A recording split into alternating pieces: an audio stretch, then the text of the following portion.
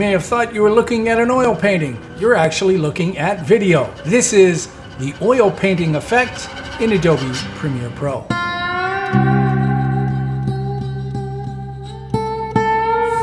Now, I recently saw a few templates available for oil painting effects in Photoshop, and I thought, why should Photoshop get all the love? So I created a way to do this in Premiere Pro. It uses just a couple of standard plugins, effects that come in Premiere Pro, doesn't need After Effects.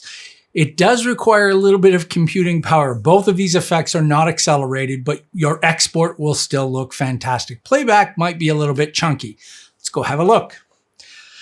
So I've got a bunch of videos here that I'm going to apply this, and I'm going to use an adjustment layer for this. So this is a good collection of different kinds of looks. And by the way, all of the assets in this tutorial were supplied by Adobe Stock, the premier supplier of stock video, images, motion graphics, templates, illustrations, 3D objects, and now audio. Find the perfect asset for your next creative project. So let's have a look. So I'm going to create an adjustment layer. Down here, create a new item and new adjustment layer. It's going to be the size of my timeline, which is HD. And I'll drag that adjustment layer onto my clip, select it, and then I'll go to my effects, which might be hidden back in here somewhere, depending on how much room you have. So first of all is dust and scratches. So with the adjustment layer, if you just double click, it's going to add it to the effects up here. So you can see there's dust and scratches. I'll close up those. We don't need them. And the setting I'm going to set is 7 for the radius.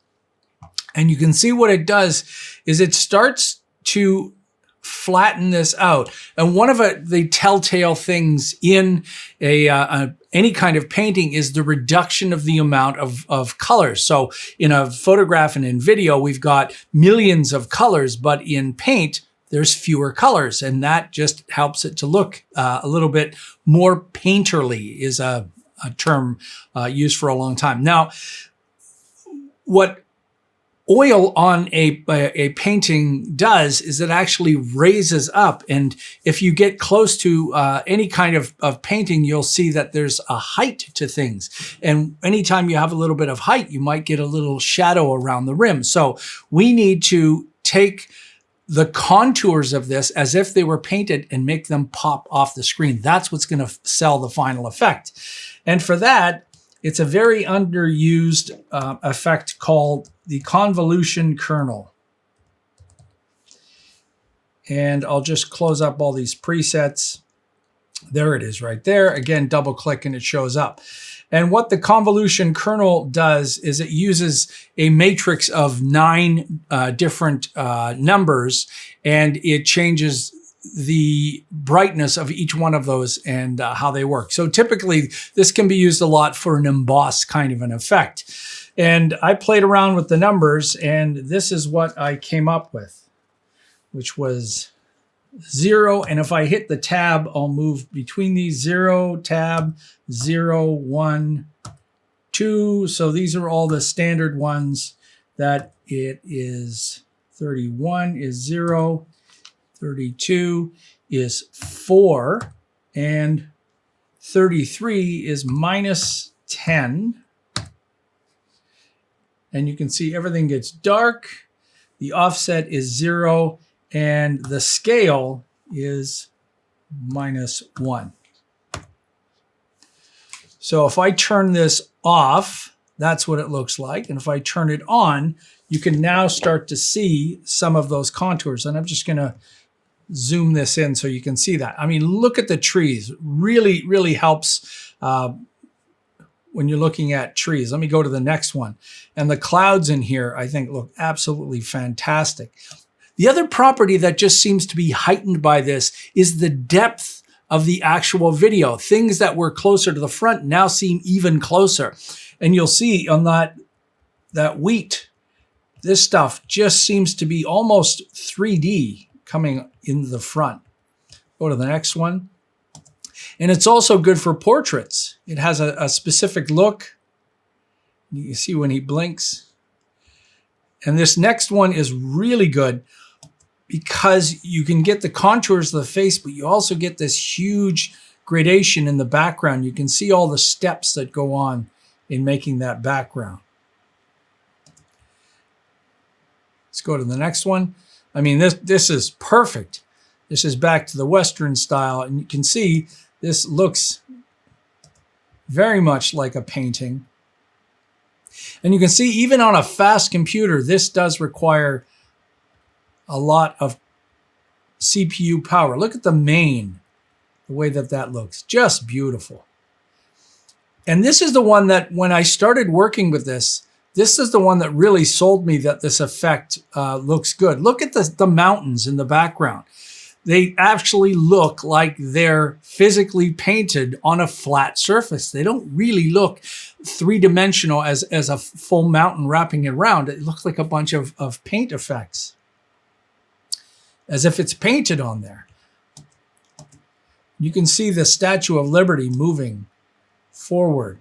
Looks very three-dimensional. And again, really love the horizon and the clouds. And I like this because it does look like a painting. You can see everything coming towards you. And then the last one I picked, I love this Adobe stock. Watch the stuff on the bottom right, the way that it comes into view. Very three-dimensional, but in a two-dimensional way. Now, the last thing you can do, because this is an adjustment layer, I'll close these up, is you can change the overall opacity. So if this effect was too much, you can just drag that over and reduce the amount of that effect. So if I take it down to 0, there's the photo itself. And if we take this maybe around 69%, we'll turn that on and off. It's less of an effect, but still got a certain look to it. So there you go. Why should Photoshop get all the painterly love, right? I mean, sometimes we've got to create some cool effects here in Premiere Pro. And like I showed you in the opening, you could stick this on a painting on the wall. You could stick this on a wall. You could just make a whole scene look like it. And if I cut myself out, it would take quite a bit of time. Or you could do it in green screen. I could have me being a painted effect and the background being a real effect. But that would require 2 videos and a lot of extra work. This is pretty simple. 2 simple effects, dust and scratches, and the convolution kernel, been around forever. Remember, this takes a lot of processing power. Your computer is going to be chugging along. Your export is going to look fine. Hey, if you're new to Video Reveal and you found this informative, take a moment and subscribe. You want to support us some more, you can do that through PayPal. There's a link in the description and one on the front of the channel. Till next time, I'm Colin Smith, and it's my job to shake things up and get you creative in ways you didn't even think you could do.